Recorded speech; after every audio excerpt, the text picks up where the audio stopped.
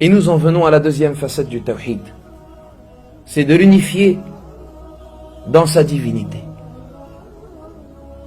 Et il y a un lien entre le tawhid de la seigneurie et le tawhid de la divinité. Car pourquoi est-ce que tu adores Allah? Et pourquoi est-ce que tu déclares qu'Allah Jalla wa Ala est le seul qui mérite d'être adoré? Et pourquoi est-ce que tu acceptes que la ilaha illallah? Car tu as unifié qu'Allah était le seul Seigneur. Car tu as la certitude désormais qu'Allah c'est le seul créateur, c'est le seul pourvoyeur, c'est le seul roi, c'est le seul organisateur de ce monde, et du fait qu'il soit le seul Seigneur, il mérite seul d'être adoré. Car c'est lui le Seigneur, c'est pour cela que tu l'adores, seul. Car c'est lui qui crée toutes les choses seul, c'est pour cela que tu l'adores, c'est pour cela qu'Al-Hafidh ibn Kathir nous dit Al-Khaliqu li hadihi al-ashya, le créateur de toutes ces choses, huwa al-mustahiqu lil-ibad. C'est lui seul qui mérite d'être adoré. C'est parce qu'il crée, c'est parce qu'il accorde la subsistance, c'est parce que tout lui appartient, c'est parce que rien ne se passe sans sa permission que tu l'adores. Et nul ne mérite d'être adoré en dehors de lui. Nul ne mérite que l'on se prosterne à lui, que l'on se prosterne, que l'on s'incline, que l'on l'invoque, que l'on lui demande, que l'on espère en lui, que l'on place sa confiance en lui. Personne ne mérite cela, excepté Allah Jalla wa Ala. Car tu n'as le droit de te prosterner qu'à celui qui a le pouvoir de créer. Car tu n'as le droit de t'incliner qu'à celui auquel appartient toute chose. Telle est l'unification dans la divinité et dans l'adoration, al-ibadah. Tu n'adores qu'Allah Jalla wa Ala. Wa ma khalaqtul jinna wal insa illa liya'budun. Ya'buduni la yushrikuna bi shay'a. Ils m'adorent sans m'associer. Wa ma umiru illa liya'budu Allah mukhlisina lahu ad-din hunafa. Et ils n'ont été ordonnés que de n'adorer qu'Allah en lui vouant un culte sincère et exclusif. Alla lillah ad-dinul khalis. Car certes la religion n'appartient qu'à Allah, la religion pure. فمن كان يرجو لقاء ربه فليعمل عملا صالحا ولا يشرك بعبادة ربه أحدا. Celui qui espère la rencontre de son Seigneur, qu'il effectue de bonnes œuvres et qu'il n'associe en rien Allah dans son adoration. Al-ibadatu lillahi wahda. L'adoration à Allah est unique. Jalla jalaluh. Tu n'adores qu'Allah. Et ainsi à ce moment-là, dans ton apprentissage de l'unification d'Allah dans sa divinité, il importe et il est très important que tu apprennes quelles sont les différentes formes d'adoration. Car maintenant que tu as compris, et maintenant que tu as la certitude qu'il n'incombe de n'adorer qu'Allah, il incombe que tu saches également qu'est-ce qu'adorer. Qu'est-ce que cela signifie adorer? Et comment est-ce que tu dois adorer? Et quelles sont les différentes formes d'adoration? Elles sont de plusieurs formes. Et le serviteur est un adorateur, soit d'Allah Azza wa Jal, soit d'autre qu'Allah Tabaraka wa Ta'ala. Si tu adores Allah Jalla Jalaluh, à toi de concrétiser ce tawhid pur. Mais sache que celui qui n'adore pas Allah adore autre chose. Soit il adore le diable, le shaitan, ou soit il adore autre chose parmi les êtres humains, parmi les statues, parmi les pierres, parmi les arbres, parmi les astres, parmi les animaux. De nos jours, des gens adorent des animaux en dehors d'Allah. De nos jours, des gens adorent les femmes en dehors d'Allah. De nos jours, les gens adorent leur passion en dehors d'Allah Azza wa Jal. Afara'ayta alladhi takhadha ilahahu hawah. As-tu vu celui qui a pris ses passions comme divinité? Allah nous le dit. De nos jours, des gens adorent une idée, une philosophie, une théorie en dehors d'Allah Tabaraka wa Ta'ala. De nos jours, des gens adorent une secte ou un parti en dehors d'Allah Jalla Jalaluh. Qu'est-ce que cela signifie adorer? Adorer, c'est toute action que tu vas dédier pour celui que tu adores. Tu vas ainsi te soumettre à lui et consacrer toute ta vie pour cette personne ou bien pour cette idée ou bien pour cette chose. Certaines personnes ne vivent que pour l'argent. Ils ne vivent que pour l'argent. Ils aiment pour l'argent. Et ils détestent pour l'argent. Ils se font des amis pour l'argent. Et ils se font des ennemis pour l'argent. Et ils se fatiguent et ils dorment pour l'argent. Ils voyagent pour l'argent. Ils ne vivent que pour l'argent. Lorsqu'ils ont atteint ce summum, ils adorent l'argent en dehors d'Allah. C'est pour cela que le messager d'Allah alayhi salatu wassalam nous a informé qu'il y a des gens qui adorent l'argent. Et il nous dit Ta'isa abdud dinar, ta'isa abdud dirham. Sera certes perdu l'adorateur du dinar, et est certes perdu l'adorateur du dirham. Que soit malheureux l'adorateur du dinar, que soit malheureux l'adorateur du dirham. Ainsi, il a affirmé qu'il y a des gens qui adorent l'argent en dehors d'Allah tabaraka wa ta'ala. Les différentes formes d'adoration sont diverses. Parmi elles, la prosternation, l'inclinaison, l'invocation ad-du'a, la prière, l'espoir, la peur, le fait de placer sa confiance. Parmi elles, le fait de demander secours, le fait de demander refuge, le fait de demander de l'aide, le fait d'égorger, sacrifier une bête, le fait de promettre et d'établir un vœu. Toutes ces formes d'adoration ne doivent être vouées et dédiées qu'à Allah Jalla wa Ala.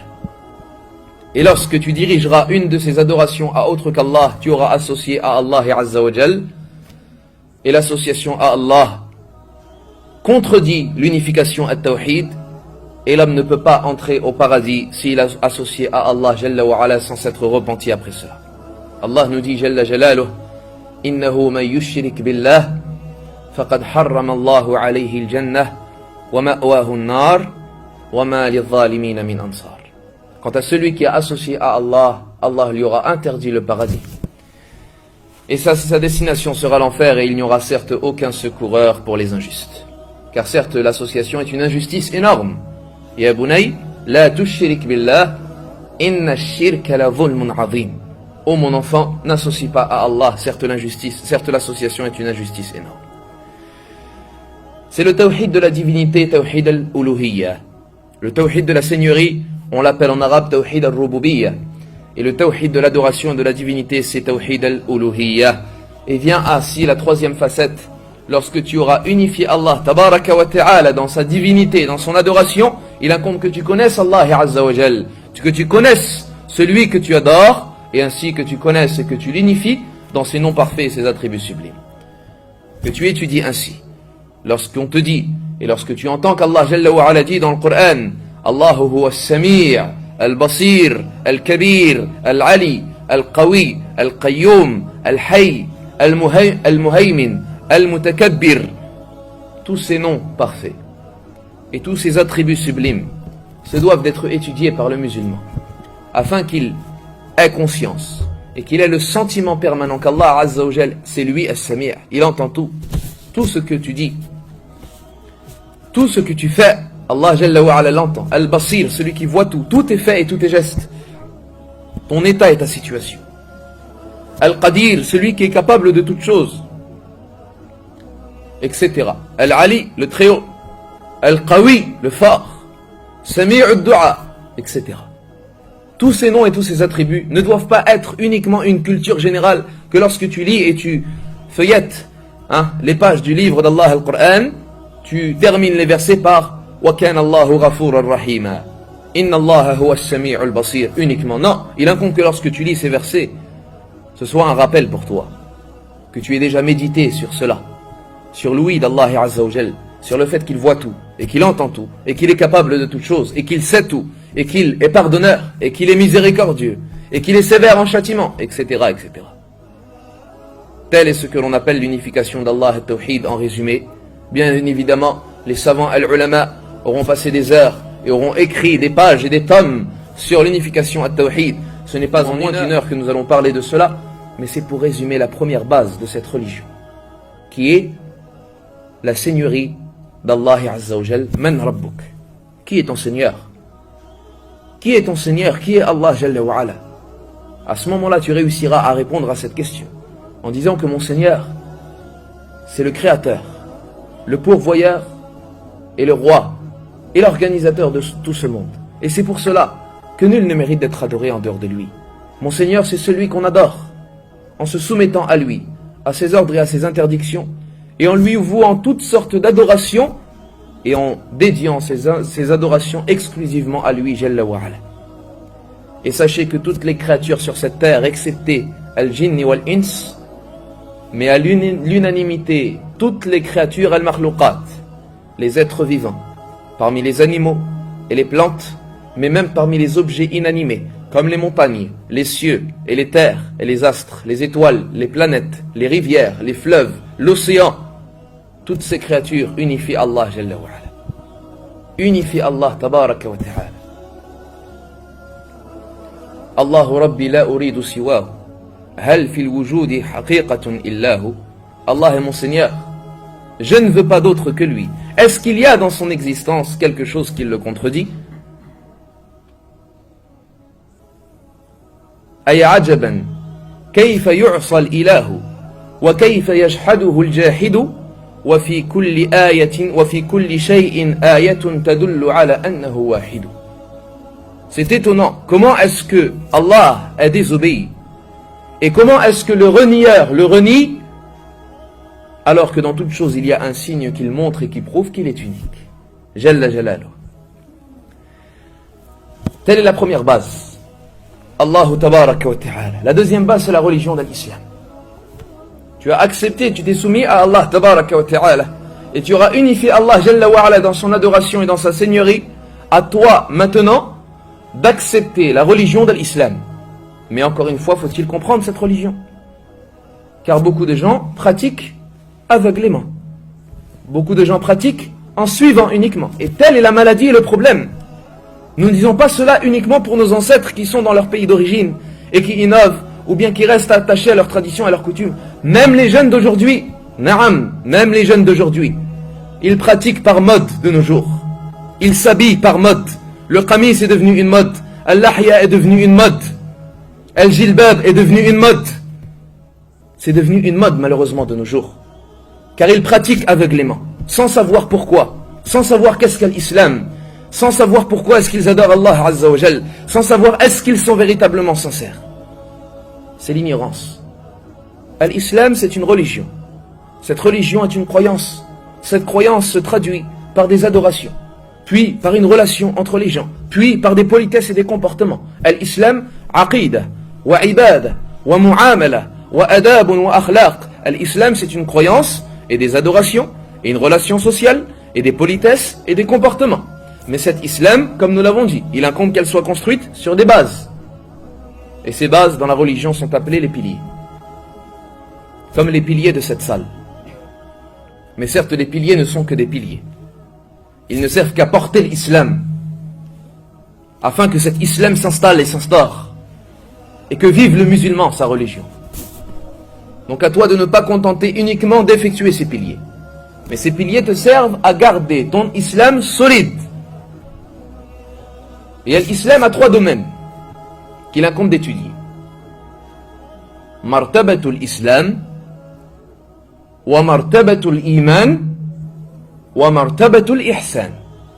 Le domaine de l'islam en tant que religion et pratique, le domaine de l'iman, c'est-à-dire de la foi et de la croyance, et le domaine de l'ihsan, c'est-à-dire de la bienfaisance. Trois domaines. Il incombe que tu les comprennes. Et ces trois domaines sont regroupés dans le hadith, selon Omar ibn Khattab radiyallahu an, rapporté par l'imam Muslim, le long hadith qui est connu sous le nom de hadith Jibril, alayhi salatu wassalam. Lorsqu'un jour, il nous dit Omar, alors que nous étions assis avec le messager d'Allah sallallahu alayhi wa sallam, un jour, apparut alors devant nous un homme dont les cheveux étaient fortement noirs et avec des habits de forte blancheur. Il s'agenouilla devant le messager d'Allah sallallahu alayhi wa sallam et il posa sa main sur son épaule et il lui dit: Ya Muhammad, akhbirni anil islam. Ya Muhammad, informe-moi quant à la religion de l'islam. Et alors le messager d'Allah alayhi salatu wa sallam lui dit: Al-Islam, an tashhada an la ilaha illallah wa anna Muhammadan Rasulullah wa an tuqima as-salah wa tu'ti az-zakah wa tasuma Ramadan wa tahujja al-bayta in istata'ta ilayhi sabila. L'islam, c'est d'attester que nul ne mérite d'être adoré en dehors d'Allah et que Muhammad est le messager d'Allah, et d'accomplir la prière, et de t'acquitter de la zakat, et de jeûner le mois de Ramadan, et d'effectuer le pèlerinage al-Hajj dans la maison sacrée si tu en as les moyens. Et à ce moment-là, cet homme qui était assis devant le messager d'Allah sallallahu alayhi wa sallam lui dit « Qala sadaqt » tu as dit vrai. Omar dit « Fa'ajibna lahu yas'aluhu wa yusaddiquhu » Nous étions alors étonnés qu'il lui pose la question et qu'il lui dit « Tu as dit vrai ». Puis il dit « Akhbirni anil iman » informe-moi quant à la croyance et la foi. Le prophète sallallahu alayhi wa sallam lui dit « Al-iman an tu'mina billah wa malaikatih wa kutubih wa rusulih wal yawmil akhir wa tu'mina bil qadari khayrihi wa sharrih » La croyance et la foi, c'est de croire en Allah et en ses anges et en ses prophètes et en ses livres sacrés et au jour du jugement dernier et de croire au destin bon comme mauvais. Qala sadaqt. Il dit tu as dit vrai. Puis il dit akhbirni anil ihsan. Informe-moi quant à la bienfaisance. Et alors il dit alayhi salatu wassalam al-ihsan an ta'budu Allah ka'annaka tarah fa in lam takun tarahu fa innahu yarak. Al-ihsan, la bienfaisance, c'est d'adorer Allah comme si tu le voyais. Et certes, si tu ne le vois pas, lui, il te voit. Puis il lui dit akhbirni anis sa'ah. Informe-moi quant à l'heure de la résurrection. Il répondit alayhi salatu wassalam mal mas'oulu anha bi'a'lam min as-sa'il. Ni le questionné quant à cette heure n'est au courant de cette heure comme celui qui vient de poser la question, c'est-à-dire ni l'un des deux ne connaît cette heure, c'est-à-dire ni toi ni moi. Puis il dit akhbirni an amaratiha, informe-moi quant aux signes de cette heure. Puis il lui énuméra quelques signes de la fin du monde jusqu'à la fin de ses propos et jusqu'à ce que cet homme parte. Et à ce moment-là, le messager d'Allah alayhi salatu wassalam interrogea Omar radiyallahu anhu lui disant Ya Omar, atadari man is-sa'il, sais-tu qui est-ce qui vient de poser ces questions? Et alors il lui dit Allahu wa rasuluhu a'lam, Allah et son messager sont plus savants. Et il lui dit alayhi salatu wassalam fa innahu Jibril atakum liyu'allimakum dinakum. Cet homme c'était Jibril, il est venu pour vous enseigner la religion. Donc c'est comme cela qu'étaient les compagnons as-sahaba. Ils se réunissaient autour du prophète sallallahu alayhi wa sallam. Malgré le fait qu'ils aient l'arabe, malgré le fait qu'ils soient en compagnie de Rasulillah alayhi salatu wassalam, ils fréquentaient et ils se rassemblaient et ils se réunissaient dans la mosquée du prophète alayhi salatu wassalam afin d'apprendre les préceptes de l'islam, afin d'entendre de la voix du messager d'Allah alayhi salatu wassalam. Et à ce moment-là, Allah Jalla wa Ala a voulu faire venir Jibril alayhi salatu wassalam. Et Jibril alayhi salatu wassalam est un ange et l'ange ne peut pas être visible dans ce moment d'ad-dunya par un être humain ou un djinn. C'est pour cela que lorsque Jibril est apparu au prophète alayhi salatu wassalam lors de l'wahi, lors de la révélation, le prophète sallallahu alayhi wa sallam s'est évanoui, car il n'a pas supporté le voir de sa véritable apparence.